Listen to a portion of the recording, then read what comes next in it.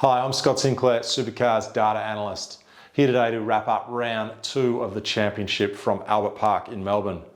It was a crazy old weekend. Early in the weekend we had scorching weather. On Sunday though, torrential rain forced the abandonment of race number 7. There was plenty happening on track as well, some manic races and plenty of debate about the driving standards in the aftermath. The 2 big stories from the weekend though were these 2 guys. Cam Hill securing his first ever race win and Brock Feeney securing all 4 pole positions. For Cam Hill, unreal effort, congratulations. It's never easy winning a race in this championship, and now he's ticked the box of winning his first race. Huge effort for the team as well, with Nick Percat coming in second. They really struggled at Sydney Motorsport Park, Matt Stone Racing, so to bounce back at the Grand Prix and secure a pretty rare 1-2 is a really amazing effort, so congrats to everyone involved there. These 2 guys continue to intrigue the paddock about how they go about it. We're continuing to see Brown appear on the podium while Feeney is superior in qualifying. This is going to go on all year. I did a feature piece on this a while back talking about their different strengths and weaknesses, and we're continuing to see that this year as we did throughout last year. Let's now take a look at a summary of the race pace for all the drivers across the weekend. This is a graph showing all 3 races combined. We can see that Will Brown was actually the fastest car across the Grand Prix weekend. The gap to Brown across there and shows that Ryan Wood was actually in 2nd place. That's his best weekend since he joined the championship in terms of race pace across a weekend. Brock Feeney, Cam Waters and Mostert, the usual suspects. I'm really interested to see how Kostecki evolves. He keeps sort of sitting in behind those 4 main guys, and we're looking to see him improve as the season goes on and be a big threat come finals time. What we do have now though is 7 races or 6 races under our belt, and we're able to start compiling the races to get a feel for the trend of all the cars across all the races. We can't use a gap with lap time because the lap times are different at all the different tracks, so we use percentage, but the concept's the same. We can see that Waters is still the fastest car across the first 6 races combined for the year. No surprises, Waters, Feeney, Brown, Mostert, the 4 big guns. There's some guys back here, Reynolds is probably one and Stanaway another, that have just been caught up in drama after drama and haven't been able to show their full pace yet. So we'd expect to see them move down the field as we get through a few more races. But there really is a big gap at the moment between the top 4 and those beyond it. Cam Waters' weekend wasn't as fruitful as it was at Sydney Motorsport Park, but it was equally spectacular. He gained 27 positions across the 3 races. By his own admission, they had some traumas during qualifying, which meant he started towards the back of the grid in races 1 and 3. We can see here in race 1, he started 22nd and finished 6th, gaining 16 spots. Race 2, he started 6th and finished 6th. But in race 3, he started 19th and finished 8th, gaining 11 spots, 27 for the weekend. To put it into perspective, last year, his biggest single gain in any of the 24 races was 4. And this weekend, he did a 16 and a 11.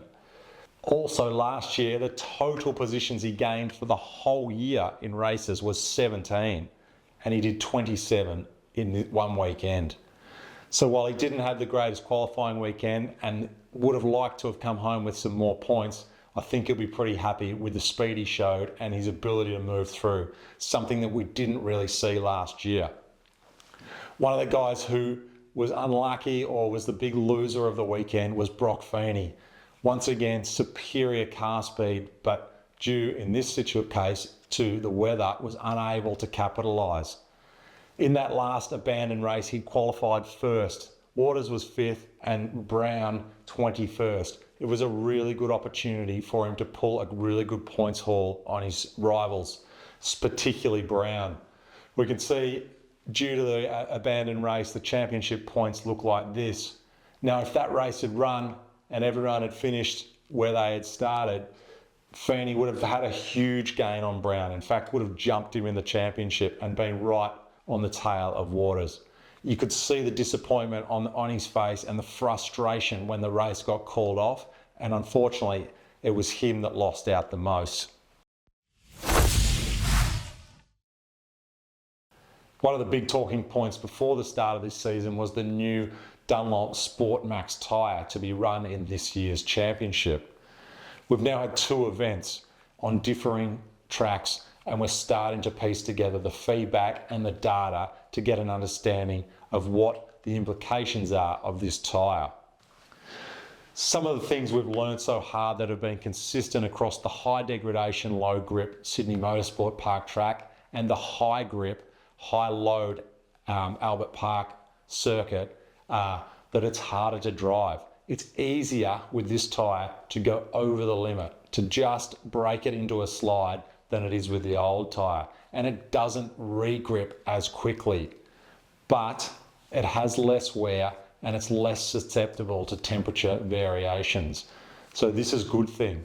What it does is, even though it's easier to go over the limit, it doesn't care. It comes back in the limit and you can do it again and again without the wear or without the temperature overheating the tyre and then losing lap time. This was one of the often complaints with the previous spec tyre, was that it overheated either when you overloaded it or when you were in behind another car and exposed to higher temperatures. The wear is certainly less as well. The implications there are that there's less marbles on the track, which means that off the racing line, the track isn't as dirty, which then opens up the opportunity to make an overtake off the racing line, especially if your tyre isn't overheated from being behind the car. So what have we seen so far? Well, we've seen closer racing across the 6 races that we've had. In fact, we've had a 19.7% increase in cars within 0.5 of a second of each other. So what that means is we've seen more cars crossing the start-finish line closer to the car in front than we did in the same races last year. We've seen more overtaking in the 2 events to date. 9% increase at Sydney Motorsport Park and a near on 30% increase at the Grand Prix in overtakes per lap. And we're seeing less degradation, 13% less tyre degradation at Sydney Motorsport Park. So it's ticked a lot of boxes there. The teams and the drivers will keep learning and learning and learning and pushing the limits of the tyre. So these numbers won't stay the same, but whether they plateau out or whether they drift further away from last year's numbers remains to be seen. G'day. Have you downloaded the Supercars app yet? Stay up to date with Supercars news and follow the race with live timing. Plus, get exclusive access to ride along with us with the shotgun feature. Download the app today. Anton De Pasquale joins Team 18 this year on the back of a few seasons at DJR in the wilderness. It's easy to forget he's a 9-time race winner, but this year he seems revitalised, re-energised, and his race results have been really consistent. He's joined a new team and he's got a bag full of 7th and 8th, which he should be pretty happy with. What's interesting though is that his superpower, his ability to qualify, hasn't been shown yet. Yet his ability to move forward in the races, something we haven't always seen from him, has been really strong. If we have a look at his stats from 2024, his qualifying average was 8.5 and he would typically move back in the races, finishing on average 10.5. In the 6 races for 2025 so far, that trend has been reversed. He's qualifying 12.7 average and he's racing forward to 7.3. If we have a look, last year, his actual ranking for positions gained in the races, he was ranked 23rd. This year, he's ranked 2nd for positions gained. So a significant turnaround. If we have a look at the total positions gained, last year in the races, he gained a total of 30 positions for the whole season through 24 races. This year, he's already made 36 positions in 6 races. And the number of positions he's gained on the first lap last year for the whole year, 9, already gained 8 this year. That's a really significant turnaround, and I'm interested to see whether that continues through the year. In addition to that, what's really interesting is that Cam Waters, who is also someone who's got qualifying as their superpower, has benefited as much as De Pasquale in terms of race pace relative to their qualifying. Both guys qualified really well last year, but weren't able to race forward or weren't able to match their speed from qualifying in the races. That's significantly turned around for both of them this year. Is it related to the tyre? Are they able to better find the limit of the tyre and maintain it? And now that the tyre doesn't give up or degrade as much as it used to, they're the beneficiaries of it. It's going to be interesting to watch. Matt Payne's had a really solid start to this year's championship, and he's showing some of the consistency that he needs to in order to fight for championships.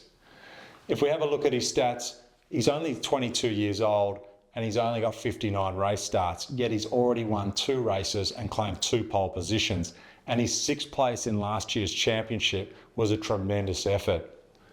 Having a look at his races this year, he's got a 4th, 5th, 6th and 9th.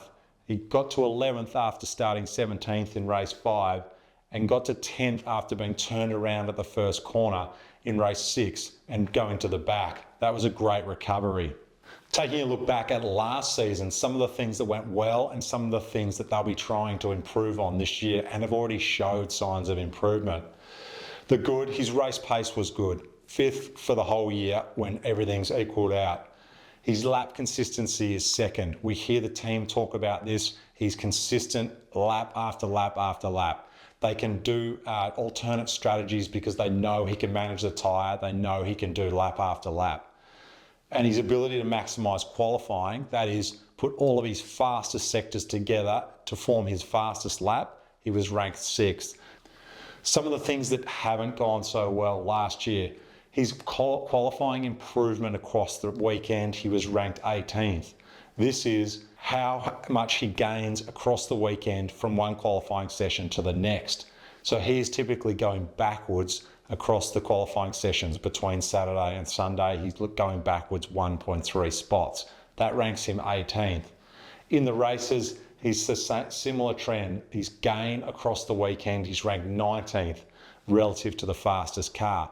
So he's going a bit slower on the Sunday relative to the fastest than he is on the Saturday. And his race result consistency, which I touched on before, he was ranked 23rd. So his race results were extremely inconsistent. If we look at the weekend pace game one, this is an example from Sydney Motorsport Park this year. This down the bottom here is Waters, who was the strongest car for the weekend. Over here we've got the gap to Waters. You can see here Feeney and Payne. Feeney and Payne start the first race 0.4 of a second off Waters. We can see that Feeney gains or reduces the gap to Waters to about 0.25 in the second race, and then by the third race it's about 0.18. Payne isn't able to gain as much as Feeney over the course of the weekend, and in fact for that particular weekend he was ranked 22nd for improvement. So that's something, making improvement across the weekend and improving his speed relative to the leader is something that they'll be working on. The other thing is the consistency of their results. This was his results last year, so his finished position on the left and all the races from last year down the bottom. You can see the erratic nature of the finished results from last year. The good news is, in green here, this is this year's results. We can see, as I said, he's already had a few instances he's been able to recover from, but generally for the first 6 races, his results have been much more consistent. He's going to fight for wins again this year, and hopefully he's at a chance at the end of the year to be fighting for the championship. He has the ability to win races on street tracks, which is exactly what the champion this year is going to have to do.